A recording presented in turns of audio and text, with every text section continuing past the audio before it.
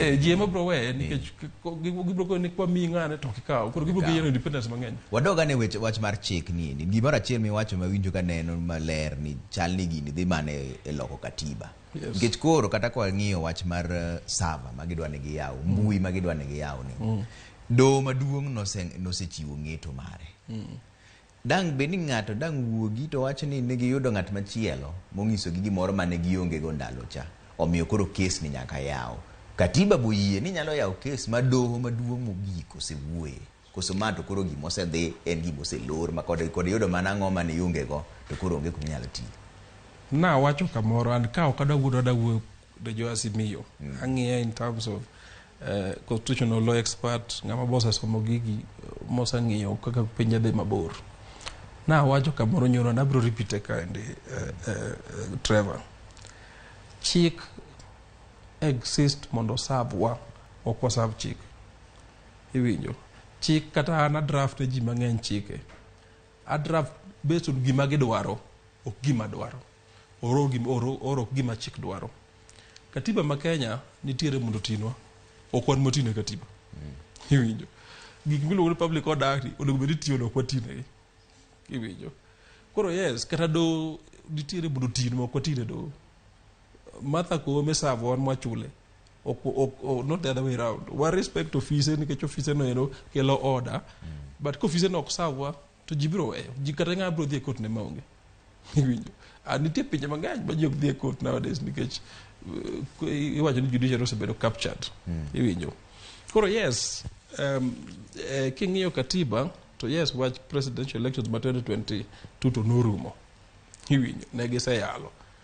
The bigger question then to be judged in the yellow kare.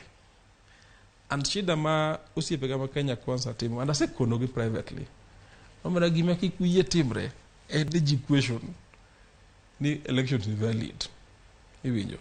Sani endi jo Kenya mang'eny osechako believe gima jo Azimio wacho nikech gin consistent and samoro giwacho gi substance. Ni samoro jogi no invest a high level kuo.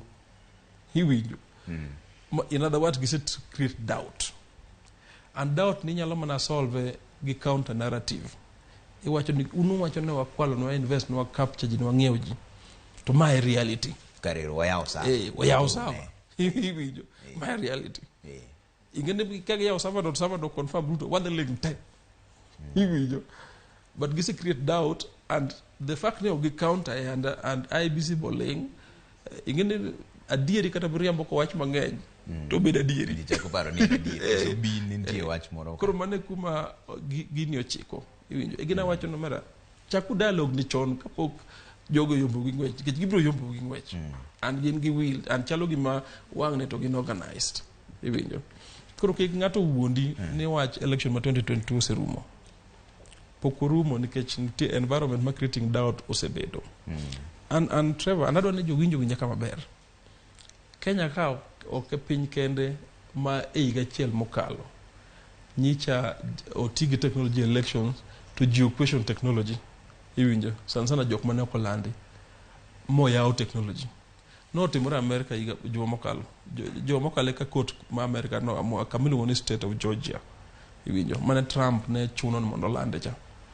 ne kampuni ma state of Georgia governor gicha iluongo ni ng'awa chande uya wil kode matin ne nikech America states machalo counties kama tim elections so gionge gimoro ni IEBC maduong' kama endi ne giyie company mane gi contract machalo marom iluongo ni Smartmatic ni oyie ni koro adhi yawo iwinjo no wacho ni machines gi ne account malong'o adhi yawo jok mane go kokogo emane gitere court Smartmatic no equivalent of technology kapa emane gitere court ma system o confirm ni no tim maber Trump ncho yombi iwinjo sama wuoye ni company no se win case against Trump gi jok moko manyicha lando rumors ne ok giyombo ne gi yawo saba in brief Brazil bincho timore Bolsonaro incha tamore ka ni na yombo nini no ogola manyicha ngane oyombo ni jaduk mancho yombo ni ndima motal kala jakom to pudo wacho jakom ok nya chung kendo ni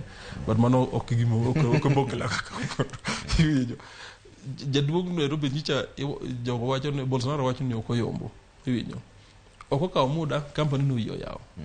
In Rio. Makoro mabu ni kabe. Mabe no goge fine man nus billion ma Kenya ka. Kura ngoma mono joge yawo safa mondo wanene Raila injo yomba dieri mondo go Raila fine. What's wrong with that? Okay. Doge. Because man ko defamation, ni defam company doge. To je piny Kenya wacho ni maendi uchalo